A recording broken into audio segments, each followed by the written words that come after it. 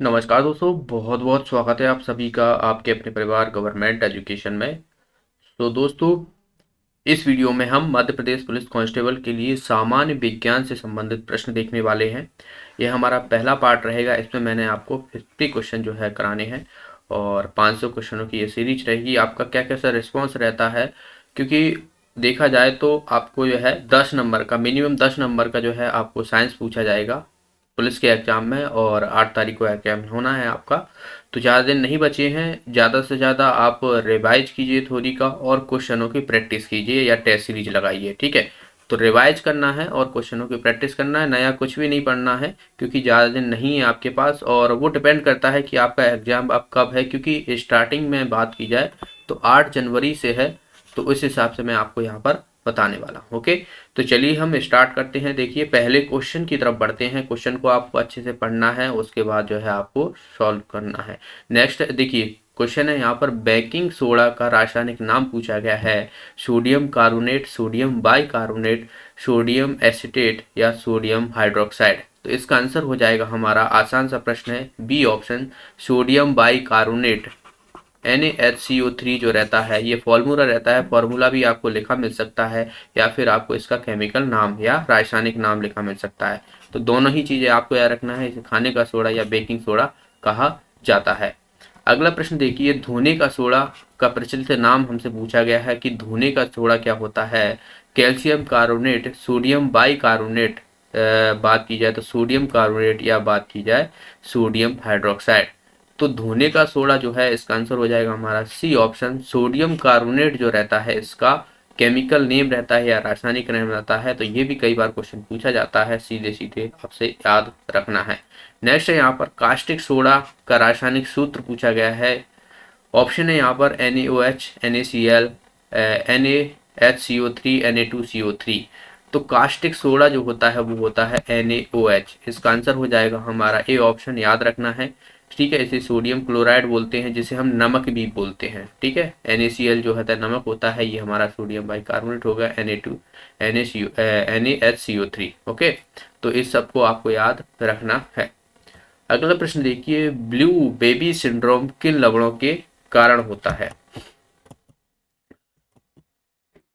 Blue baby syndrome एक बीमारी होती है और ये एसिडी लवण के कारण होती है दरअसल। ऑप्शन है यहाँ पर सल्फेट, क्लोराइड, कार्बोनेट या नाइट्रेट। तो इसका आंसर हो जाएगा हमारा डी ऑप्शन, नाइट्रेट की वजह से जो है यह है बीमारी देखी जाती है, ब्लू बेबी सिंड्रोम।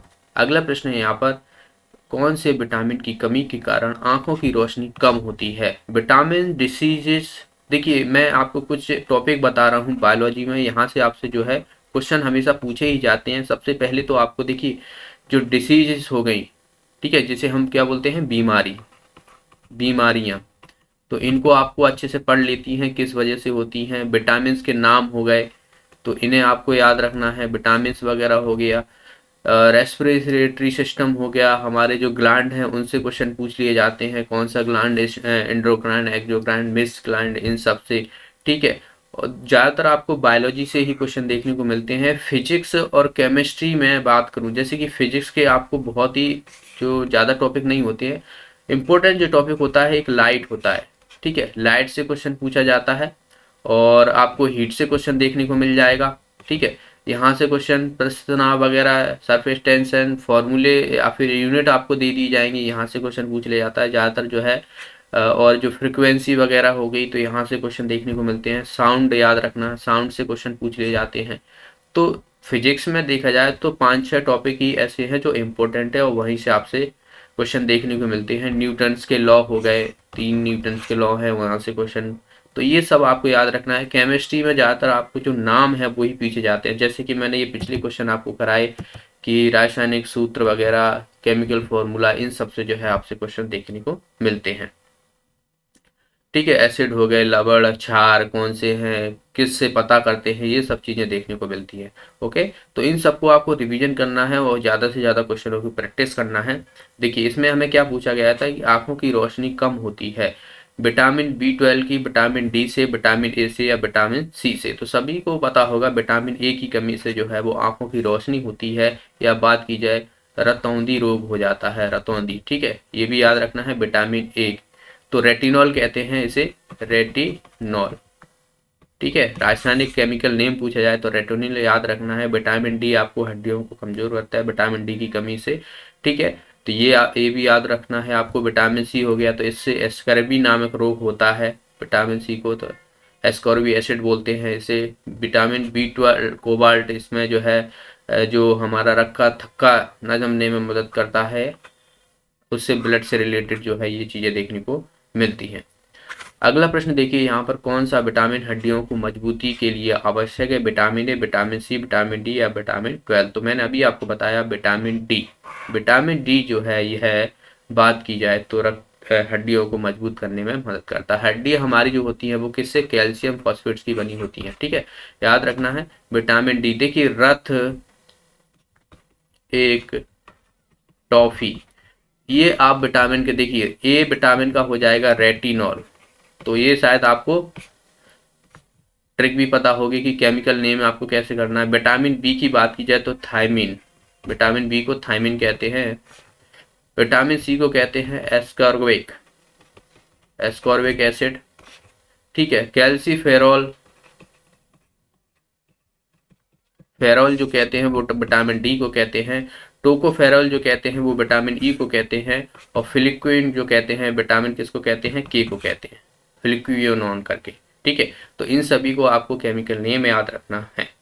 अगला प्रश्न है यहाँ पर, मलेरिया फैलाने में कौन सा मच्छर उत्तरदायी होता है? एडिज, सोरोफोरा, मादा एनफ्लीजा या क्यूलेक्स? तो इसका आंसर हो जाएगा हमारा मलेरिया। मलेरिया जो है ये प्रोटोजोआ डिसीज है जो कि मादा एनफ्लीजा के द्वारा फैला जाता है। ठीक है, तो इसका आंसर हो जाएगा हमारा सी ऑप्शन।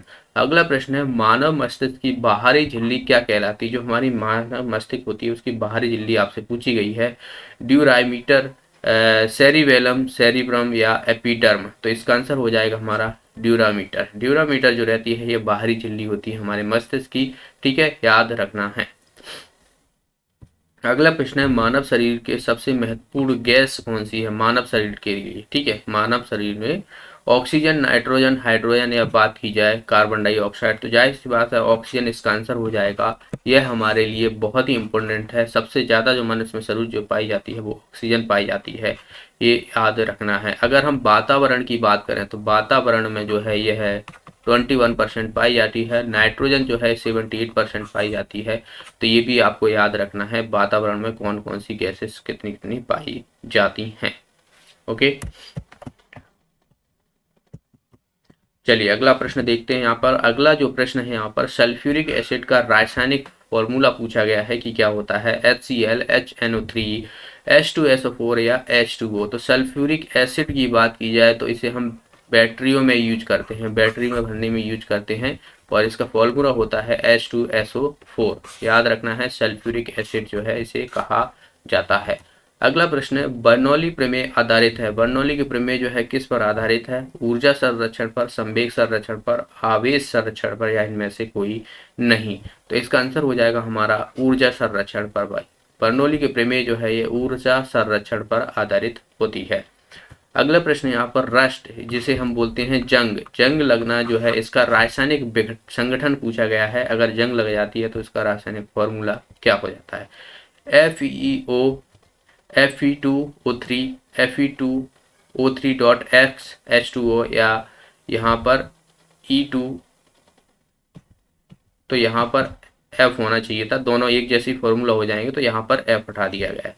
ठीक है, तो यहाँ पर इसका आंसर दरअसल हो जाएगा सी ऑप्शन, Fe2O3.X H2O, क्योंकि ये बदलता रहता है। तो यहाँ पर जो है आपको याद रखना है Fe2O3। तो इतना भी आपको लिखा मिल सकता है या फिर आपको इतना भी, ये भी साथ में रह सकता है। तो दोनों ही चीज़ें हैं। अगर आपको दोनों लिखा मिल रही हैं तो आपको सी की ऑप्शन की तरफ जाना है। ठीक है, जंग लगना जो है ये किस तरह की प्रक्रिया है? यह रासायनिक प्रक्रिया है, रासायनिक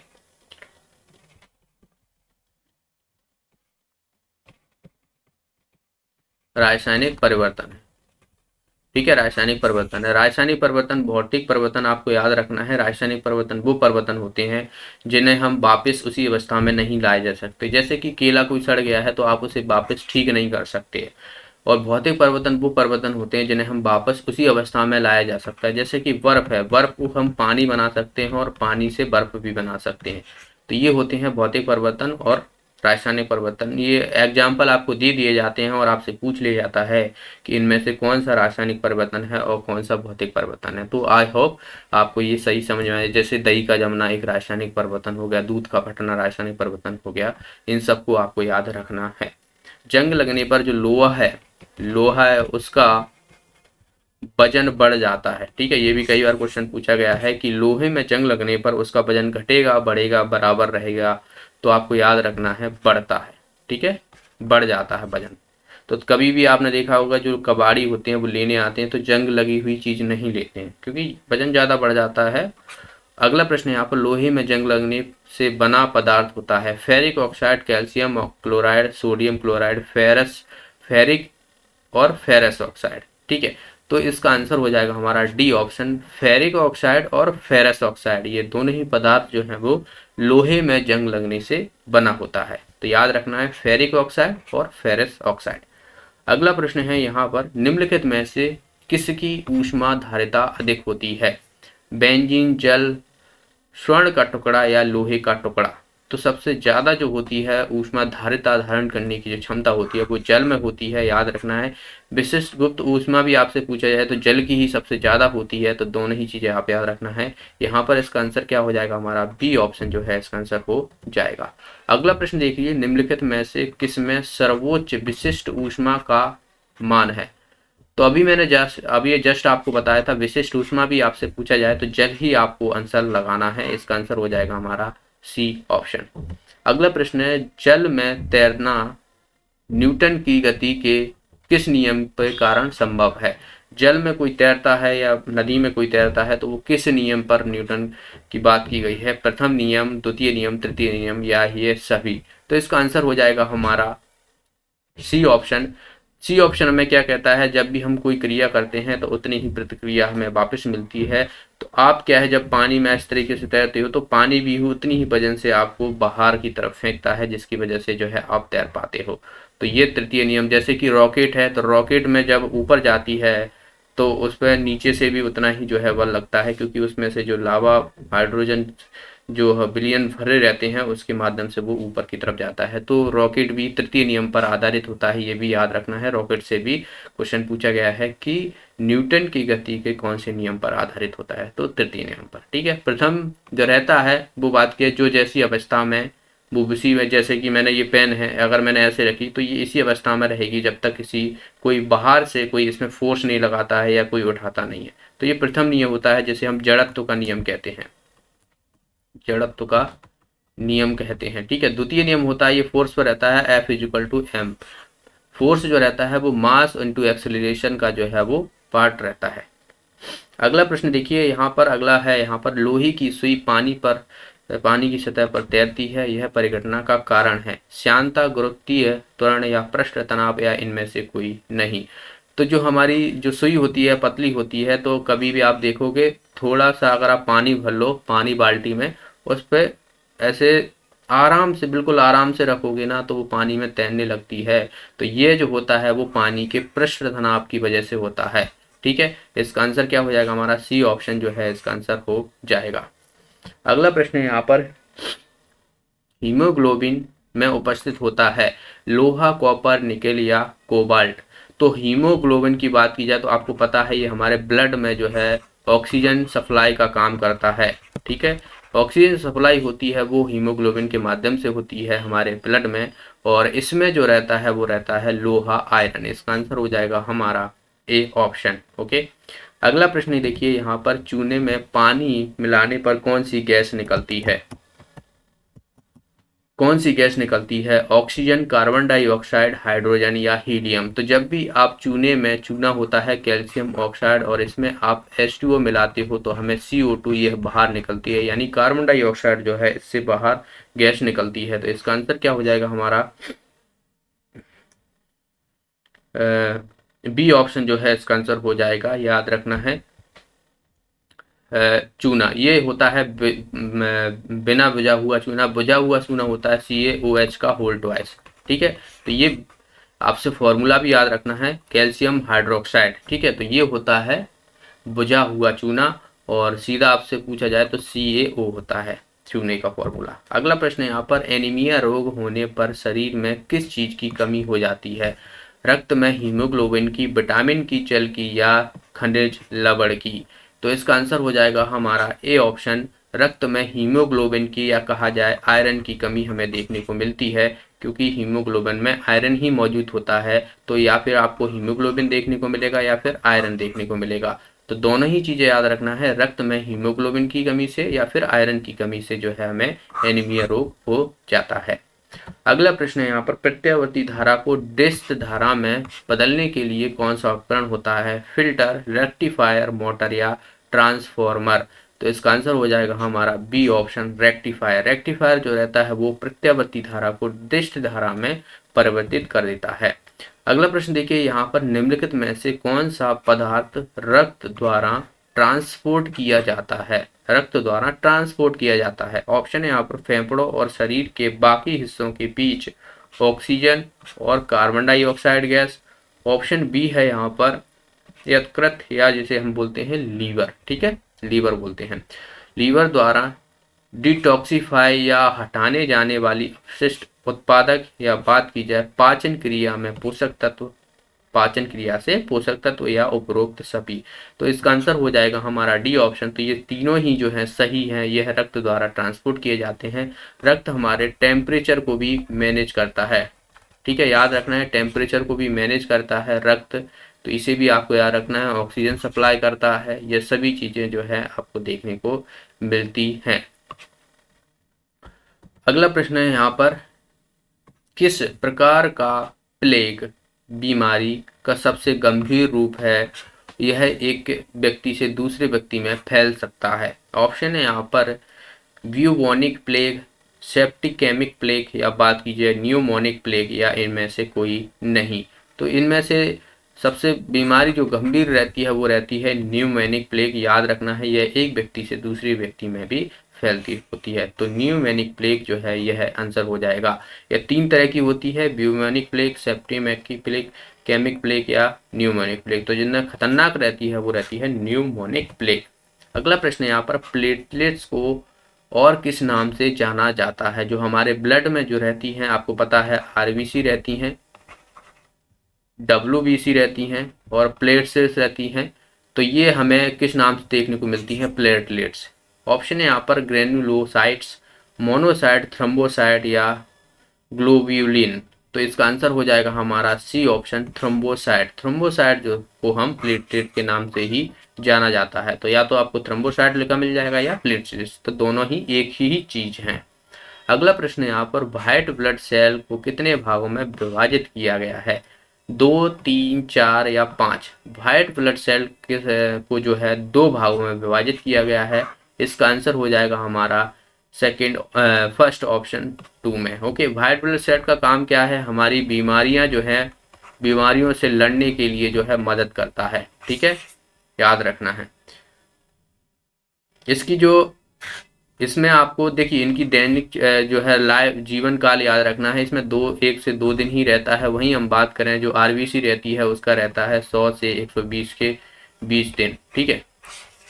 तो दोनों ही चीजें आपको याद रखना है आरबीसी डब्ल्यूसी के बारे में। अगला प्रश्न यहाँ पर, उन घटकों का नाम बताइए जो प्लाज्मा में पाए जाते हैं। प्लाज्मा जो हमारे ब्लड में रहता है, इसमें क्या पाया जाता है? प्रोटीन, गैसेस, पोषक तत्व, या उपरोक्त सभी। तो ये तीनों ही चीजें पाई जाती हैं। इसका आंसर हो जाएगा हमारा डी ऑप्शन, प्रोटीन, गैसेस, या बात की जाए पोषक तत्व। ये तीनों ही चीजें हमें प्लाज्मा में देखने को मिलती हैं। प्लाज्मा जो रहता है हमारे ब्लड में करीबन 90% जो है ये आपको देखने को मिलता है। अगला प्रश्न है यहाँ पर, लाल रक्त कोशिकाएं के बारे में निम्नलिखित में से कौन सा कथन सही है? लाल रक्त कोशिकाएं यानी आरबीसी। आरबीसी फेफड़ों से ऑक्सीजन को शरीर के सभी कोशिकाओं तक पहुंचाती हैं। ऑप्शन बी है यहाँ पर, इनमें हीमोग्लोबिन नामक वर्णक होता है। ऑप्शन सी है यहाँ पर, लाल रक्त कोशिकाओं में नाभिक न्यूक्लियस का अभाव होता है, और उपरोक्त सभी सही हैं। इसका आंसर हो जाएगा हमारा डी ऑप्शन। ये तीनों ही स्टेटमेंट जो दिए हुए हैं वो सही हैं आरबीसी के बारे में। अगला प्रश्न देखिए यहाँ पर, उस प्रक्रिया का नाम बताइए जिसमें रक्त या प्लाज्मा का तरण भाग रक्त कोशिका से अलग होता है। प्लेटलेट्स, प्लाज्मो प्लाज्मफोरेसियोसिस, प्लाज्मोफेरेसिस या उपरोक्त में से कोई नहीं। तो इसका आंसर हो जाएगा हमारा बी ऑप्शन, प्लाज्मोफोरी प्लाज्माफोरेसिस। नाम थोड़ा बड़ा है, जायज़ सी बात है कि जो हमारे नाम होते हैं साइंस में वो थोड़े याद करने में डिफिकल्ट होती है। तो याद देखिए, प्लाज्मोफोरेसियोसिस जो है इसका आंसर हो जाएगा, जो रक्त या प्लाज्मा की तरल भाग का एक कोशिका से अलग करता है। अगला प्रश्न देखिए यहाँ पर, मानव शरीर के किस अंग में लिम्फोसाइट कोशिकाओं का निर्माण होता है। ऑप्शन है यहाँ पर यकृत, अस्थि मज्जा, अग्नाशय या बात की जाए प्लीहा। तो लिम्फोसाइट, सबसे पहले तो देखिए लिम्फोसाइट होगी, एरिथ्रोसाइट होगी, तो इनके जो है ये हमारे डब्ल्यूबीसी आरबीसी होते हैं, इन्हीं के नाम होते हैं। ठीक है, तो याद रखना है। और ये आरबीसी जो रहती है, डब्ल्यूबीसी जो रहती है, वो हमारे अस्थि मज्जा, जिसे हम बोन मैरो कहते हैं, बोन मैरो कहते हैं, यह आपको याद रखना है, इसी में जो है बनती हैं। ओके, तो आरबीसी और डब्ल्यूबीसी दोनों ही जो है ये बोन मैरो में हमें देखने को मिलती हैं। अगला प्रश्न है, मानव शरीर में परिसंचरण तंत्र के अंतर्गत रक्त महाधमनी में प्रवेश करती है। बाएं धमनी से, बाएं सिरा से, बाएं धमनी से, सॉरी दाएं धमनी से या दाएं सिरा से। इसका आंसर हो जाएगा हमारा दायां, मतलब लेफ्ट वेन से। ठीक है, लेफ्ट वेन से जो है ये प्रवेश करती है माँ धमनी। माँ धमनियाँ जो रहती हैं इसमें हमेशा ऑक्सीजनेटेड ब्लड जो है चलता है। अगला प्रश्न यहाँ पर, एक ऑक्साइड धातु का नाम बताइए जो अम्लीय है और प्रकृति में बेसिक है। ठीक है, बेसिक मतलब होता है क्षार, ठीक है, और अम्लीय मतलब होता है acid. Calcium oxide, iron oxide, उभयधर्मी ऑक्साइड या सल्फर डाइऑक्साइड। तो दोनों ही प्रकृति देखने को मिल रही है इसमें, अम्लीय भी और क्षारीय भी। तो ये जो होते हैं वो उभयधर्मी ऑक्साइड होते हैं। इसका आंसर हो जाएगा हमारा सी ऑप्शन। अगला प्रश्न देखिए यहाँ पर, रोहिणी, वरुणा आदि ये किस फसल की किस्में हैं ये। सोयाबीन, ज्वार, सरसों या अलसी। तो ये आपको जो है वो सरसों की देखने को मिलती हैं। इसका आंसर हो जाएगा हमारा सी ऑप्शन, रोहिणी और वरुणा। अगला प्रश्न देखिए, पारा के अलावा अन्य कौन सी धातु कमरे के ताप पर तरल अवस्था में रहती है, तरल रहती है। सोडियम, लिथियम, गैलियम या सीजियम। तो पारा आपको पता है, पारा धातु होती है, और वहीं हम बात की जाए गैलियम जो है यह है आपको कमरे के ताप पर तरल अवस्था में देखने को मिलती है, लिक्विड में। अगर आपसे अधातु पूछा जाए, अधातु, तो ये होती है ब्रोमीन। ठीक है, ब्रोमीन जो रहती है यह अधातु रहती है जो कि कमरे के तापमान पर तरल अवस्था में रहती है, याद रखना है। अगला प्रश्न यहाँ पर, एल्यूमिनियम को खाना पकाने के बर्तन बनाने में उपयोग क्यों किया जाता है। यह ताप का अच्छा सुचालक होता है, यह सोनोरोअस है, लचीला है या उपरोक्त में से कोई नहीं। तो एल्यूमिनियम जो रहता है वो दरअसल ताप का अच्छा सुचालक होता है, इसीलिए आपको इनके बर्तन देखने को मिलते हैं ज़्यादातर। नेक्स्ट है यहाँ पर, धातु के गुण का नाम बताइए जिसमें यह पतले तारों में तब्दील किया जा सकता है। मतलब कोई धातु है और उसको पतले तारों में जो है बनाया जाता है पीट पीट के, तो वो उसका क्या सा गुण होता है। सोनोरोअस, डक्टिलिटी या मेलिबिलिटी या बात की जाए चालकता। तो इसका आंसर हो जाएगा हमारा डक्टिबिलिटी। डक्टिबिलिटी जो रहती है यह तन्यता बोलते हैं, तन्यता। ठीक है, तो यह जो है वो धातुओं में देखने को मिलती है, और सबसे ज़्यादा जो है वो हमें जो हमारा गोल्ड रहता है, सोना, ठीक है, इसमें जो है सबसे अधिक देखा जाए तो सोने के आपने देखा होगा बिल्कुल बारीक बारीक से तार जो है बनाए दिए जाते हैं और आभूषण में यूज किया जाता है। तो यह डक्टिबिलिटी की वजह से देखने को मिलता है, तन्यता जिसे हम कहते हैं। अगला प्रश्न देखिए, इनमें से कौन सा प्ले का विभिन्न रूप है। तो मैंने आपको बताया है ऑलरेडी, प्यूबोनिक, सेप्टिकेमिक या बात की जाए न्यूमोनिक प्लेग, ये सभी जो है वो प्लेग के विभिन्न रूप ही हैं। डी ऑप्शन इसका आंसर हो जाएगा। नेक्स्ट है यहाँ पर रक्त के मुख्य कार्य क्या है, ट्रांसपोर्टेशन, प्रोटेक्शन, रेगुलेशन या उपरोक्त सभी। तो रक्त जो है ये तीनों ही चीजें हमें करता है, इसका आंसर हो जाएगा हमारा डी ऑप्शन। अगला प्रश्न देखिए, यहाँ पर आरबीसी को डैश के रूप में भी जाना जाता है। तो आरबीसी हो गया, डब्ल्यूबीसी हो गया, इन दोनों को याद रखना। देखिए एरिथ्रोसाइट, प्लेटलेट्स, ल्यूकोसाइट या उपरोक्त में से कोई नहीं। तो आरबीसी को जो है वो एरिथ्रोसाइट कहा जाता है, ठीक है। डब्ल्यूबीसी को जो है ल्यूकोसाइट कहा जाता है, ठीक है, याद रखना है। आरबीसी को एरिथ्रोसाइट, डब्ल्यूबीसी को ल्यूकोसाइट। तो आप ऐसे याद रख सकते हो अगर आपको थोड़ा कंफ्यूजन हो इसमें कि किसको, जैसे कि आपको पता है कि डब्ल्यूबीसी जो है हमें संक्रमण होने से बचाता है, बीमारियों से लड़ता है। तो यहाँ पर क्या है, एल है, तो एल मतलब होता है लाइफ करके। आप याद रखना कि जब हम संक्रमण से लड़ेंगे तभी हमारी लाइफ जो है बचेगी। तो ऐसे करके थोड़े आप याद रख सकते हो, या फिर आपको और कोई दूसरी ट्रिक हो तो उसे भी आप याद रख पाओगे। ओके,